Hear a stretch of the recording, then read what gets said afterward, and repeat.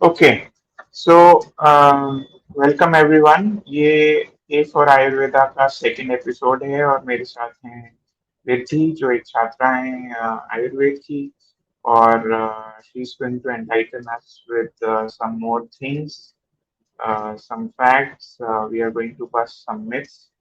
तो रिद्धि, कैसी हो आप? मैं अच्छी हूँ सर, आप कैसे हैं? बहुत बढ़िया। तो शुरू करें? Yes sir. ओके, तो ऋतु, जहाँ से हमने पहला डिस्कशन खत्म किया था वहीं से चालू करते हैं कि हम डिस्कस कर रहे थे कि आयुर्वेद को लेकर बहुत सारे मिथ्स हैं, जो कि लोग बहुत सारे कॉमन व्यू पॉइंट्स हैं जो कि लोग सोचते हैं उस बारे में। तो मैं आपसे पूछना चाहूंगा कि हालांकि इस पे हमने पहले भी थोड़ा सा टच अपॉन किया है कि आयुर्वेद में साइड इफेक्ट नहीं होते, क्योंकि ये हर्बल मेडिसिन है। तो इसके साइड इफेक्ट कैसे होते हैं? क्योंकि ये तो नेचुरल है, जड़ी बूटियां हैं, पत्ते, फूल, पेड़ के तने, ये सब कुछ हैं। इसको खाने से क्या ही हो सकता है? तो इसको तो आप मिठाई की तरह भी खा लो, जितना भी खाना है, बिना प्रिस्क्रिप्शन के, बिना डॉक्टर पे जाए। कोई मामा, चाचा, ताई कुछ भी बोल देंगे तो वो हम उसका सेवन कर सकते हैं। तो इसके बारे में आप क्या कहना चाहते एक्चुअली सर, पहले हमें ये समझने की ज़रूरत है कि आयुर्वेद में मेडिसिन का मतलब क्या होता है? मतलब आयुर्वेद में जो हम शब्द यूज़ करते हैं, मेडिसिन के लिए औषध यूज़ करते हैं। जहाँ-जहाँ भी औषध आया है, वहाँ पर केवल मेडिसिन से उसका रिलेशन नहीं है। फॉर एग्ज़ाम्पल आयुर्वेद में एक श्लोक है, "धी धैर्यात्मादि विज्ञानम मनोदोष औषधम परम।" यानी कि मेंटल डिजीजेस के लिए, मेंटल प्रॉब्लम्स के लिए जो बेस्ट औषध है, वो धैर्य और आत्मा का विज्ञान है। यानी कि आप समझ सकते हो थोड़ा स्पिरिचुअल नॉलेज। तो अब यहाँ पर औषध का वर्ड यूज़ किया गया है, लेकिन वो कह रहे हैं कि आपको नॉलेज लेनी है, जाकर नॉलेज से आपको मेंटल प्रॉब्लम्स ठीक हो जाएँगी। उन्होंने ये नहीं कहा ये वाली गोली खा लो जाकर। तो औषध का मतलब केवल मेडिसिन्स नहीं है, ये सबसे बड़ी अंडरस्टैंडिंग है, ये आयुर्वेद हमें देता है।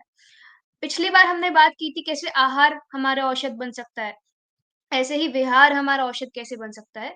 तो पहली बात तो आयुर्वेद में मेडिसिन्स केवल दवाई नहीं है, ये समझना इम्पोर्टेंट है। दूसरी बात, आयुर्वेद में केवल और केवल हर्बल मेडिसिन्स नहीं होती है, ये बहुत सारे लोग नहीं जानते हैं। There are 2 kinds of medicine in Ayurveda. जब हम केवल वो गोली वाली मेडिसिन्स की बात करें या जो प्रॉपर मेडिसिन्स हम बनाते हैं, एक होती है काष्ठ औषध, काष्ठ यानी कि अ, पेड़ से बनी हुई औषध, जिसको हम हर्बल मेडिसिन बोलते हैं, और दूसरी होती है रस औषध। रस औषध जो है, हम मेटल्स को, हेवी मेटल्स को, जैसे मरकरी हो गया या इस तरह के मेटल्स और नॉन मेटल्स होते हैं, उनको प्यूरिफाई करके बनाते हैं। अब कुछ लोग सोचेंगे कि ये मेटल से मेडिसिन बना रहे हैं तो बहुत खतरनाक मेडिसिन होगी, उससे साइड इफेक्ट्स हो सकते हैं, बट एक्चुअल में उसको भी प्यूरिफाई किया जाता है। अगर आप नॉर्मली अगर मरकरी को खाओगे तो वो बहुत हार्मफुल होता है, ऑब्वियसली हमने सुना है। बट जब आयुर्वेद में उसके प्रोसीजर्स किए जाते हैं, उसको प्यूरिफाई, शोधन किया जाता है उसका, तो वो एक ऐसे क्रिस्टलाइन स्ट्रक्चर में कन्वर्ट हो जाता है जो मतलब आप नैनो स्ट्रक्चर, इस तरह का स्ट्रक्चर बन जाता है जो परफेक्ट क्रिस्टल टाइप का स्ट्रक्चर होता है, जो आपकी बॉडी को हार्म नहीं करता है। और ये मतलब आप ये सोच सकते हो कि उन लोगों ने कितना रिसर्च किया होगा जो इसको प्यूरिफाई करने के इस तरह के मेथड्स डिजाइन किए कि वो एक हार्मफुल चीज से एक बेनिफिशियल चीज बन जाए। तो ये इसके ऊपर पूरा रिसर्च किया है उन लोगों ने, तब जाकर उसको मेंशन किया है। ये हो गई दूसरी बात। बाकी अगर आप हर्बल मेडिसिन की भी बात करो, केवल हर्बल मेडिसिन भी आपको आप ये नहीं सोच सकते कि ये साइड इफेक्ट नहीं करेगा। आप जस्ट एक बहुत कॉमन मेडिसिन को ले लो, त्रिफला। त्रिफला लोग खा लेते हैं जब उनको कॉन्स्टिपेशन की प्रॉब्लम होती है, या किसी ने बोल दिया कि अरे त्रिफला लेना अच्छा है, लिया करो, उससे आपका पेट साफ होता है या उससे आपका बॉडी क्लीन होता है। इस तरह की बातें किसी ने कह दी तो हमने सुन लिया, हमने खाना शुरू कर दिया। अब खा रहे हैं, 4-5 महीने खा रहे हैं, 6 महीने खा रहे हैं, फिर बोल रहे हैं ये तो दवाई साफ करने के लिए थी, अब इसको खाकर हमें कॉन्स्टिपेशन शुरू हो गया। Triphala is very drawing. वो आपकी बॉडी को ड्राई करता है और ड्राई करेगा तो वो आपकी बॉडी में वात दोष बढ़ाएगा। वात दोष बढ़ाएगा तो आपको कॉन्स्टिपेशन की प्रॉब्लम नेचुरली होगी। तो इट इज़ नॉट लाइक कि आप उसको कंज़्यूम करते रहो, कुछ भी हो जाएगा। आप ये सोचो वो चीज़ आप खा किस ले रहे हो? आयुर्वेद को यूज़ करने के लिए आपको उसके कॉन्सेप्ट्स को समझने की सबसे ज़्यादा ज़रूरत है। अगर आप उसके थोड़े-थोड़े कॉन्सेप्ट समझते हैं, तो आप उसको किसी डॉ अगर आप सोच भी रहे हैं कि डॉक्टर के पास नहीं जाना है, आप घर पे उसको यूज़ कर सकते हैं। लेकिन आपको ये नहीं समझना कि त्रिफला, कॉन्स्टिपेशन ये वाली दवाई इसके लिए, ये वाली दवाई इसके लिए। Ayurveda does not work like that. ये तो एलोपैथाइज़ेशन ऑफ आयुर्वेद हो गया। इट इज़ नॉट कि मतलब ऐसे काम करेगा। आपको कॉन्सेप्ट समझना है। त्रिफला क्यों खाना है? वो क्या काम करता है? वो तीनों दोषों को बैलेंस करता है, इसीलिए खाना है। या आप से फॉर एग्ज़ाम्पल केला क्यों खाना है? केला हमारा कफ दोष बढ़ाएगा, अगर हमारे बॉडी में वात दोष बढ़ा हुआ है, केला खाकर वो सही होगा। धनिया क्यों खाना है? गर्मी में धनिया क्यों खाना है? गर्मी में मतलब ऐसे कूलिंग्स हर्ब्स क्यों खाने हैं? गर्मी में दही क्यों नहीं खानी है? बिकॉज़ वो हमारी बॉडी में हीट बढ़ाएगा, इसीलिए नहीं खाना। नॉट बिकॉज़ कि गर्मी में दही नहीं खाना है तो नहीं खाना है, इट्स अ रूल। ऐसा नहीं है, आयुर्वेद वर्क्स ऑन प्रिंसिपल्स। तो ऐसे अगर आप हर्बल मेडिसिन्स को भी कुछ ऐसी होती हैं जो बहुत ज़्यादा स्ट्रॉन्ग होती हैं। आप उनको लॉन्ग टर्म तक यूज़ करोगे तो आपको हार्म कर सकती है। तो हर्बल मेडिसिन्स भी कंप्लीटली मतलब ऐसा नहीं होता कि कंप्लीटली आपको अनहार्मफुल ऐसा करेगी, वो भी हार्म कर सकती है। इसीलिए इट्स इम्पोर्टेंट कि आप या तो आप अच्छे से थोड़ा अपनी खुद की रिसर्च करके उसके बारे में उसके सिद्धांत पढ़ो या फिर आप किसी अच्छे वैद्य से कंसल्ट करो। अपने मन से अगर आपको नहीं पता है कॉन्सेप्ट्स तो लेना खतरनाक हो सकता है। ये चीज़ है। ओके, सो गर्मी में दही नहीं खाना है। गर्मी में तो ये दही खाते हैं और सर्दी में मना करते हैं कि दही मत खाओ, ठंडा होता है, नजला हो जाएगा, जुकाम हो जाएगा। और गर्मी में दही लोग खाते हैं क्योंकि गर्मी में तो उसका बहुत सारे कॉम्बिनेशन बनते हैं कि भाई हम तो क्योंकि घर पे हैं तो श्रीखंड भी खाएंगे और पराठे के साथ भी खाएंगे। तो अ, दही गरम होता है, ये कॉन्सेप्ट कहाँ से आता एक्चुअल में अभी क्या है कि हम लोग बाहर की पैकेट वाली दही खाते हैं, तो उसमें वो हम फ्रिज में रखते हैं। फ्रिज में वो ठंडी हो जाती है, तो हमें ऐसा लगता है कि दही ठंडी होती है। बट एक्चुअल में हम दही को प्रिपेयर करें ना, तो वो दही जो होती है, एक्चुअल में जो उसका अंदर की प्रॉपर्टी होती है, वो गरम प्रॉपर्टी की होती है। अब जैसे आप कोई मिर्च को फ्रिज में रख दो, बाहर से ठंडी लगेगी, लेकिन है तो वो उसका जो प्रॉपर्टी है वो गरम है ना, आप खाओगे आपको गर्मी लगेगी। तो इसलिए बॉडी बॉडी जो फ़ील करती है, बॉडी जो टेक करती है उससे, वो है गर्मी। दही जो होती है ऐसा बोलते हैं कि गर्मी में इसलिए नहीं खानी चाहिए क्योंकि गर्मी में हमारी जो डाइजेस्टिव फायर होती है, जो हमारी अग्नि होती है, वो ऑलरेडी कम है। और दही जो होती है वो हेवी टू डाइजेस्ट होती है। तो अगर आप वो खाओगे तो एक तो डाइजेस्ट नहीं होगी, ऊपर से वो उष्ण क्वालिटी की होती है। उष्ण मतलब गर्म होती है। तो गर्म अगर आप खाओगे तो गर्मी में आपकी हीट बढ़ाएगा बॉडी में। तो आपको उस तरह के डिसऑर्डर्स हो सकते हैं।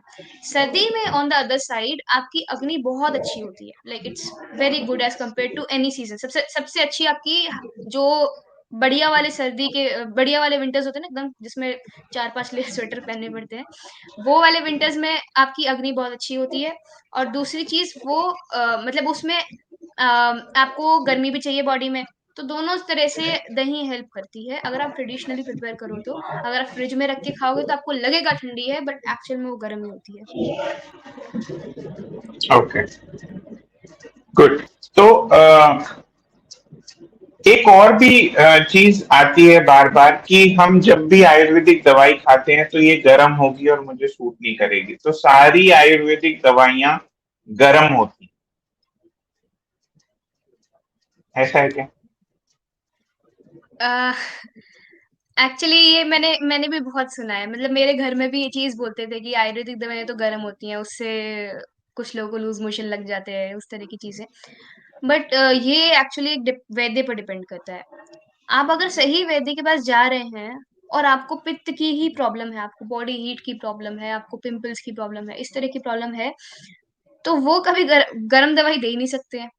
अगर आपको ऐसे प्रॉब्लम है जो अ, बॉडी में ठंडी वाला गुण बढ़ने की वजह से हुई है, जैसे शीत गुण बोलते हैं, शीत गुण बढ़ने की वजह से हुई है, तो वैद्य आपको गर्म दवाई देंगे।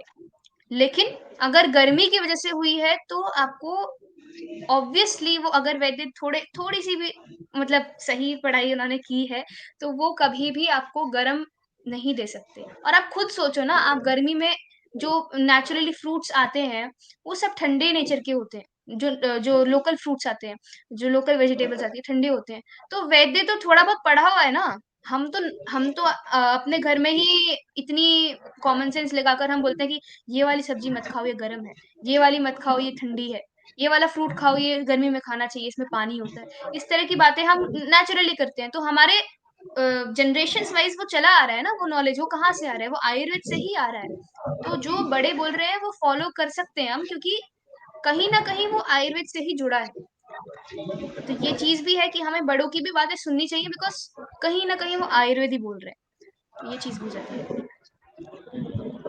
और ये नेचुरल है, ये कुदरत का दिया हुआ गुण है कि जब जो भी सीजनल फ्रूट्स हैं या वेजिटेबल्स हैं, वो नेचुरली आपको उस सीजन में वो ठंडी हैं अगर वो गर्मी में आई हैं, और अगर सर्दी में आती हैं तो वो हीटिंग है, ऐसा है क्या?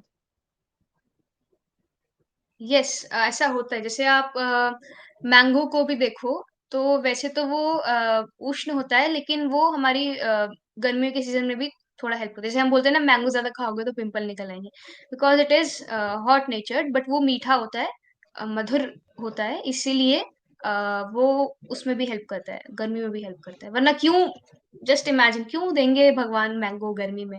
सर्दी में भी तो दे सकते हैं, बट गर्मी में ही आता है, उसका एक रीज़न होता है। व्हाई यही यही हमने पिछले सेशन में भी बात किया था। अगर हम आँखें खोलकर जिएँगे, तो हमें दिखेगा कि अच्छा, ये हम क्वेश्चन्स करेंगे। अभी तक हम क्वेश्चन्स करते ही नहीं है। नेचर को ऑब्ज़र्व ही नहीं करते, तो क्वेश्चन क्या करेंगे? ये मैंगो इसी सीज़न में क्यों आया? सर्दी में क्यों नहीं आया? बारिश में क्यों नहीं आया? या किसी भी एक्स वाई ज़ेड सीज़न में क्यों नहीं आया? ये खरबूजा इसी सीज़न में क्यों आया? क्यों हमें इस सीज़न में पानी की ज़रूरत पड़ती है? क्यों क्यों हम अपने फेस्टिवल्स में शरद ऋतु जो हमारी होती है, अ, लेट समर जो होता है थोड़ा, उसमें हम क्यों खीर बनाते हैं? मीठी खीर बनाते हैं, उसमें क्यों हम घी में तली हुई पूरी खाते हैं, देसी घी में तली हुई? क्यों करते हैं ऐसा? बिकॉज़ उस टाइम पर हमारी बॉडी में पित्त जो है, पित्त दोष जो है, उसका प्रकोप होता है। प्रकोप इन द सेंस वो डिज़ीज़ करने के लिए मतलब तत्पर हुआ होता है। मतलब कि मेरे को डिज़ीज़ करनी है, मेरे को डिज़ीज़ करनी है, ऐसा बहुत ज़्यादा बढ़ जाता है। तो इसलिए जो घी है वो पित्त को कम करता है, इसलिए हम घी में तली हुई चीज़ें खाते हैं उसमें। और हम खीर खाते हैं, स्पेशली शरद पूर्णिमा को जो हम खीर को मून के लाइट में रखकर हम वो करते हैं, वो प्रोग्राम बहुत जगह होता है। वो मूनलाइट क्या है, वो आपकी बॉडी में ठंडक को बढ़ाएगा, न्यूट्रिशन प्रोवाइड करेगा। तो उससे वो जो खीर है वो उसको एब्ज़ॉर्ब करेगा, और वो खुद ठंडा है, उसमें चीनी है, तो वो ठंडा है, तो इसलिए वो आपकी बॉडी में जाएगा तो पित्त को डिक्रीज़ करेगा, उसको शांत करेगा। इसीलिए ये सारी चीज़ें जो डिज़ाइन की गई हैं, बहुत ज़्यादा साइंटिफिक हैं, अगर अगेन हम अपनी आँखें खोल कर जिएँ तो। हम्म। और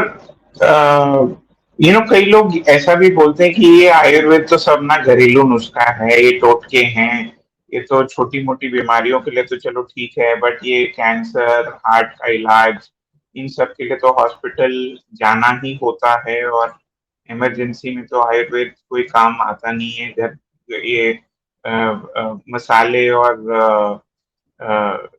जो किचन के इंग्रेडिएंट्स हैं उनसे क्या ही हो जाएगा।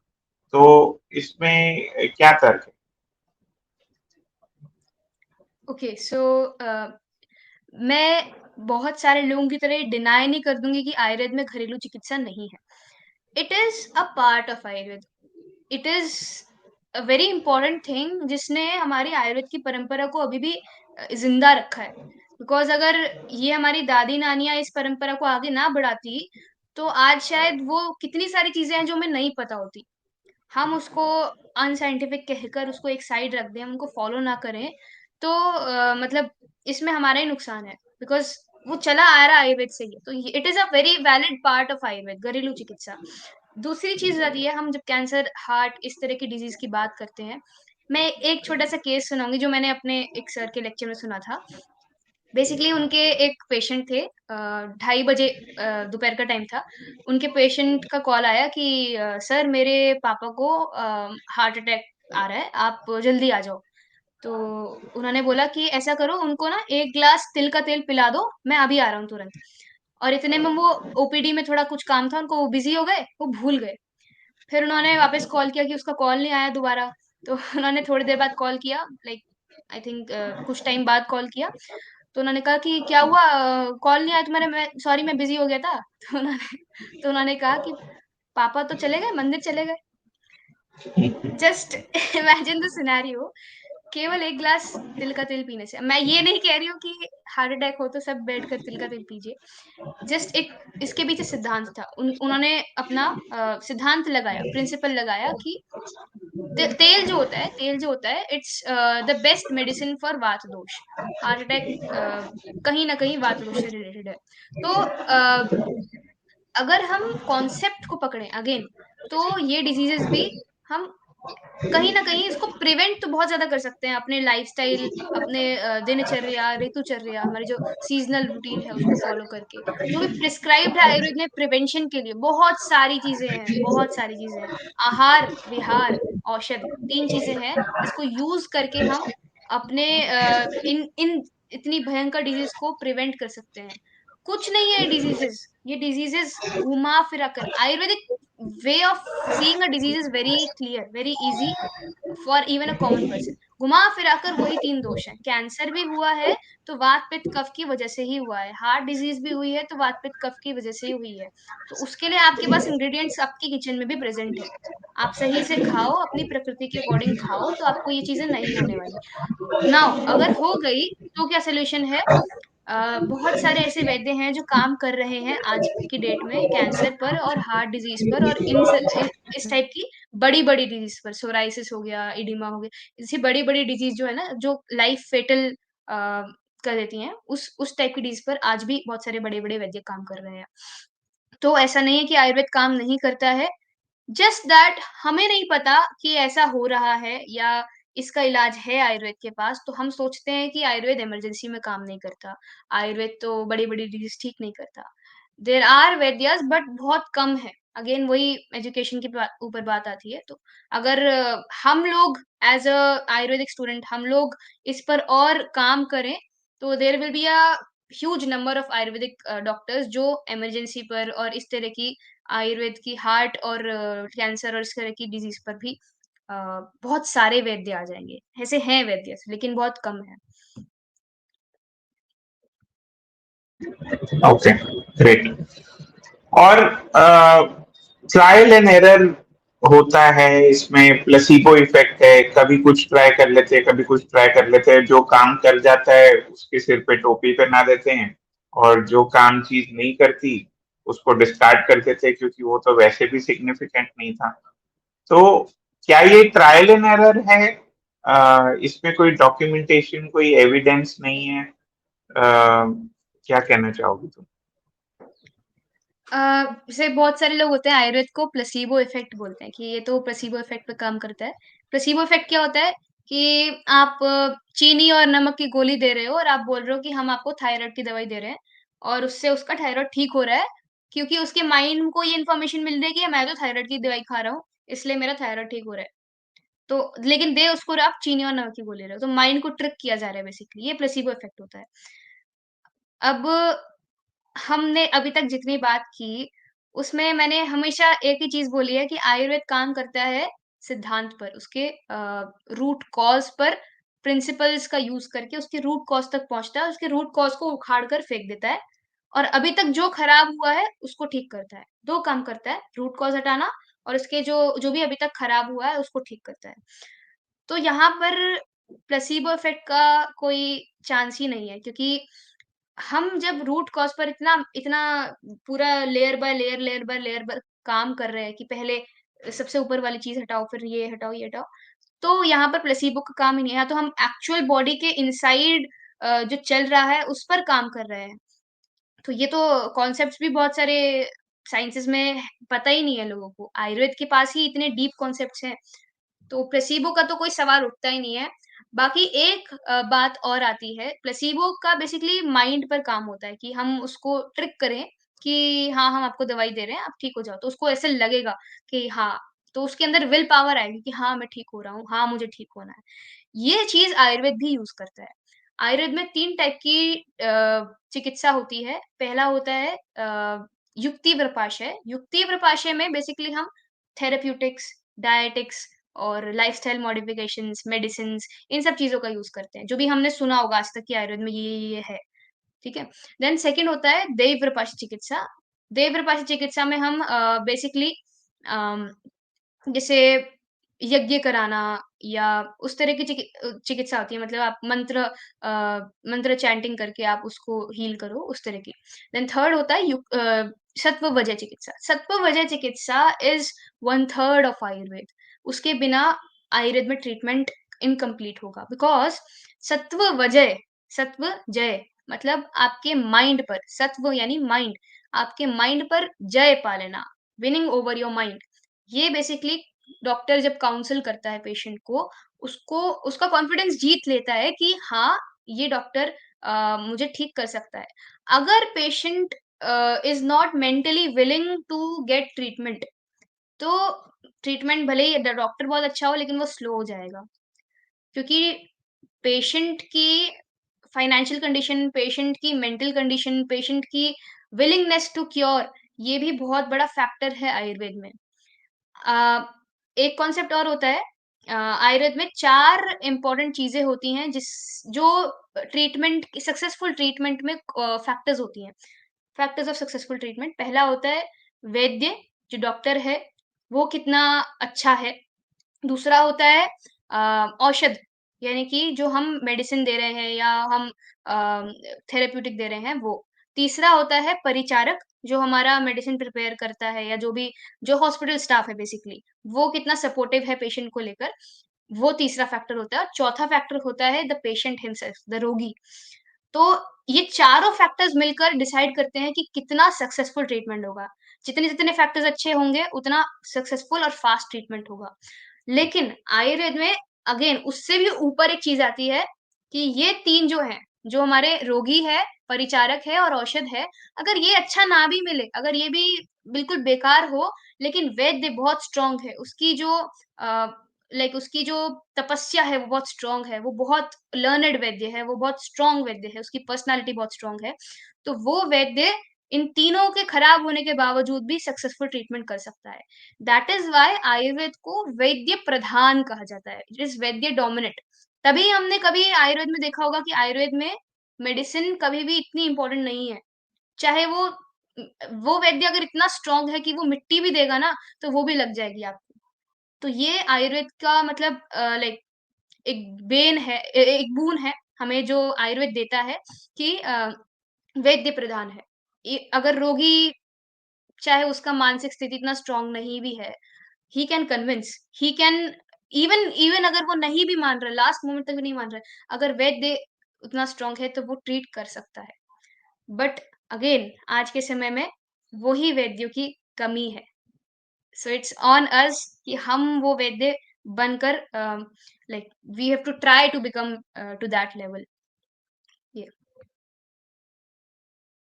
ओके, तो कुछ जैसे कई लोग तो बिना डिग्री के ट्रीट कर रहे हैं, और आपको ये फर्क एक कॉमन मैन को तो ये नहीं दिखता है कि भाई ये वैद्य हैं या नहीं है, इन्होंने कोई एजुकेशन लिया है या नहीं लिया है। तो बहुत सारे ऐसे वैद्य भी हैं जिनके पास डिग्री नहीं है, but they have gotten the wisdom from generations and from their forefathers। और कुछ वैद्य ऐसे भी हैं जिन्होंने कुछ काम नहीं किया है, बट वो अपने आप को दे स्टार्टेड टीचिंग। और कुछ obviously there are people who are going to colleges and getting the degree and then practicing। तो इसमें कैसे डिस्टिंक्शन होता है रिद्धि, और मैं कैसे जानूं कि मैं किसके पास जाऊं और मैं सही जगह पहुंच गया हूं कि नहीं पहुंच गया। ओके सो जैसे आपने बोला बहुत अलग-अलग टाइप के आयुर्वेदिक डॉक्टर्स मार्केट में फ्लोट कर रहे हैं। हाउ डू वी चूज़ कि हमारे लिए कौन से सही हैं? देखिए, एक तरह जैसे आपने बोला एक होते हैं ट्रेडिशनल प्रैक्टिशनर्स जो मतलब जिनको विरासत में मिला है वो आयुर्वेद का ज्ञान और वो कंटिन्यू कर रहे हैं। वो डिग्री उनके पास नहीं है, दे नो प्लांट्स की कुछ नॉलेज है उनको और थोड़ा बहुत दवाइयों की नॉलेज है, तो वो उस तरह से कंटिन्यू कर रहे हैं। अब एक्चुअल में हम देखें तो आयुर्वेद ट्रेडिशनल साइंस भी नहीं है। ट्रेडिशनल साइंस वो होता है जो एक परंपरा से चला आ रहा है, बस उसके पीछे कोई लॉजिक नहीं है, कुछ नहीं है। अभी तक हमने जितनी बात की वो लॉजिक के ऊपर की। तो आयुर्वेद ट्रेडिशनल साइंस नहीं है, ये तो हमें बहुत क्लियर हो गया। पर ये जो प्रैक्टिशनर्स हैं, ये कहीं न कहीं एक तरह से हमारी एड कर सकते हैं, क्योंकि इतने डॉक्टर्स हमारे पास हैं नहीं, तो at least they have some knowledge तो उससे कंटिन्यू करा सकते हैं। तो हम इतना लेकिन अगर आपको कोई ऐसी खतरनाक बीमारी है, तो आप एक बार सोच सकते हैं इनके पास जाना है, नहीं जाना है because a, they don't know the concepts वो शास्त्र को इतने अच्छे से नहीं जानते हैं। दे जस्ट नो कि हाँ, इस प्लांट से ये ट्रीट होगा, इस प्लांट से ये प्रिपरेशन बनाकर ये मेडिसिन बहुत इफेक्टिव होती है। अगेन क्योंकि मैंने कहा यहाँ पर वैद्य डोमिनेंट है, वैद्य प्रधान है, मेडिसिन डोमिनेंट नहीं है। तो ये लोग मेडिसिन डोमिनेंट करके उसको यूज़ करते हैं। बट अगर आपको एक्चुअल ट्रीटमेंट चाहिए तो वैद्य प्रधान वाले के पास जाना है, जो बहुत लर्निड वैद्य हो।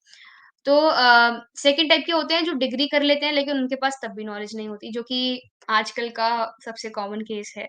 डिग्री लोग कर लेते हैं लेकिन उनके पास तब भी नॉलेज नहीं होती बिकॉज़ कॉलेजेस में इतना सही से नहीं पढ़ाया जाता।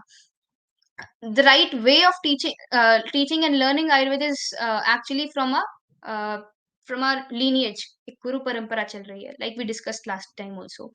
तो ये जो सही तरीके से ट्रीट करने वाले लोग होते हैं, उनको पहचान कैसे सकते हैं?